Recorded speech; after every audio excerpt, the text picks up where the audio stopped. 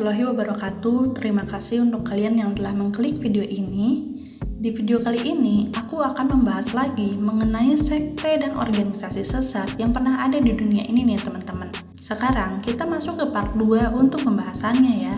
Tapi seperti biasa nih, sebelum kita lanjut ke pembahasannya, tolong bantu aku untuk klik tombol subscribe-nya dulu ya, biar aku semakin semangat bikin videonya. Dan jangan lupa juga untuk klik tombol loncengnya biar kalian gak ketinggalan kalau aku upload video terbaru lainnya. Aku tungguin ya.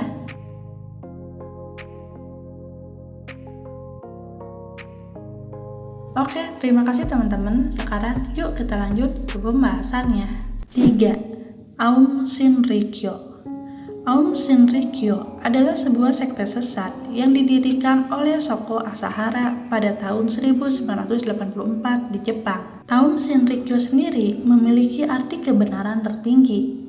Asahara sebagai pemimpin kala itu mengajarkan tentang ramalan kiamat pada pengikutnya. Ia mengatakan Perang Dunia Ketiga akan segera terjadi dan berujung pada kehancuran nuklir dan menimbulkan Armageddon atau akhir zaman untuk mendoktrin para pengikutnya. Para pengikutnya diajarkan untuk bertahan hidup di masa akhir zaman tersebut, dan Asahara menyebarkan firman-firman keselamatan yang dia yakini. Setelah menjadi sekte resmi pada tahun 1989, pengikut sekte ini menjadi semakin banyak. Dan Asahara sendiri sempat menjadi pembicara di beberapa universitas serta menulis buku. Pada tanggal 20 Maret 1995, sebuah kejutan datang dari sekte Aum ini. Mereka melakukan serangan berskala internasional di kereta bawah tanah Tokyo dengan menyemprotkan gas sarin. Akibat dari serangan ini, 12 orang tewas, 54 terluka parah, dan 1.000 orang lainnya mengalami kerusakan penglihatan serta mengalami luka-luka. Polisi pun segera melakukan penggeledahan pada kantor pusat sekte ini dan ditemukan bahan peledak, senjata kimia dan senjata biologi, serta helikopter militer Rusia. Beberapa anggota sekte ini pun ditangkap dan diadili, termasuk pimpinannya, Asahara yang mendapatkan hukuman mati. Di tanggal 30 Maret 1995, Kepala Badan Kepolisian Jepang tewas di depan rumahnya karena ada yang menembakinya. Diperkirakan pelakunya adalah dari sekte Aum ini, namun tidak ada yang menjadi terdakwa atas kasus tersebut. Selain itu, diinfokan juga banyak kasus penculikan dan pembunuhan yang dilakukan oleh sekte ini. Namun, banyak korban yang tidak berani untuk melapor pada polisi. Di tahun 2000, setelah serangkaian aksi keji yang sekte ini lakukan, mereka merubah namanya menjadi Alif. Kelompok sekte ini tersebar di Jepang dan di Rusia. Bahkan, walaupun sebelumnya sekte Aum ini sudah dilarang, namun nyatanya mereka masih bisa merekrut anggota-anggota baru. Dan setiap bulannya, setidaknya ada 100 orang anggota baru di sekte ini. Di tahun 2002, beberapa negara telah menyebutkan bahwa sekte ini masuk ke dalam anggota terorisme yang dilarang. Di tahun 2007, pemimpin barunya yang bernama Fumihiro Joyu menyatakan kalau sekte ini mengalami perpecahan dan terbagi menjadi dua. Namun, mereka masih melakukan perekrutan secara terbuka untuk mendapatkan anggota-anggota baru. Di tahun 2016, kepolisian Rusia pun sempat melakukan penggerebekan kepada sekte ini di Moskow. Nah, walaupun sekte ini masih ada dan terus beroperasi, namun pihak pemerintah dan kepolisian melakukan pengawasan yang ketat pada sekte-sekte ini. 4. Kerajaan Ubur-Ubur. Kerajaan Ubur-Ubur adalah sebuah sekte sesat yang didirikan oleh sepasang suami istri bernama Rudi dan Aisyah di Serang, Banten. Pada awalnya, Rudi mengaku memiliki kekuatan supranatural.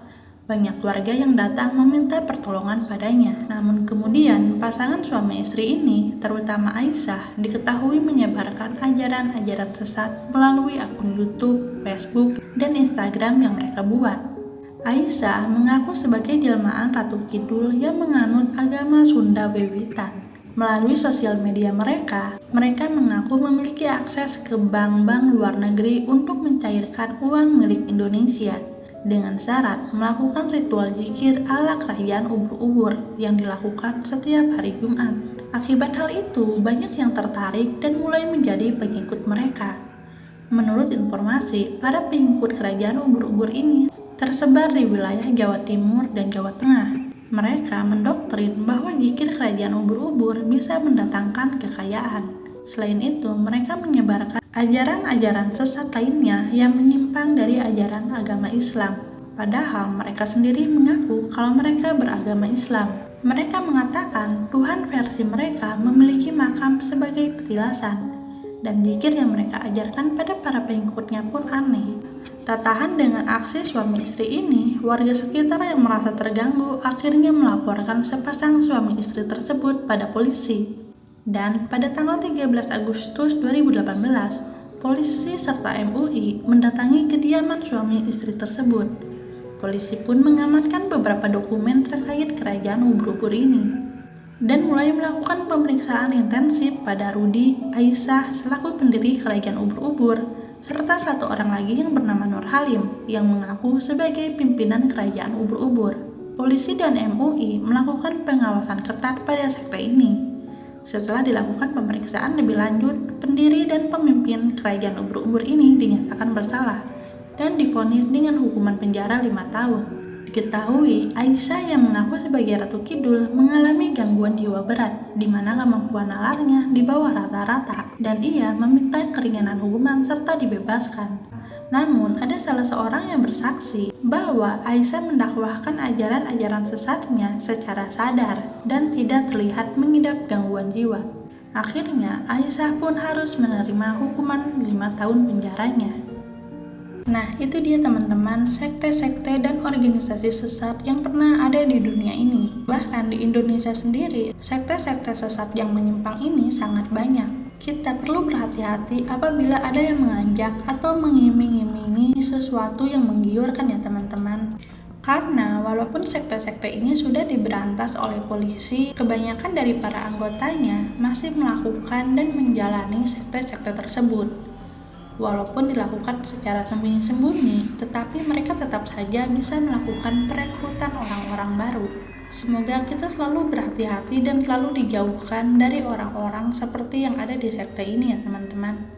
Terima kasih untuk kalian yang telah menonton video ini sampai selesai. Jangan lupa untuk klik tombol like dan share-nya kalau kalian suka dengan video ini. Assalamualaikum warahmatullahi wabarakatuh.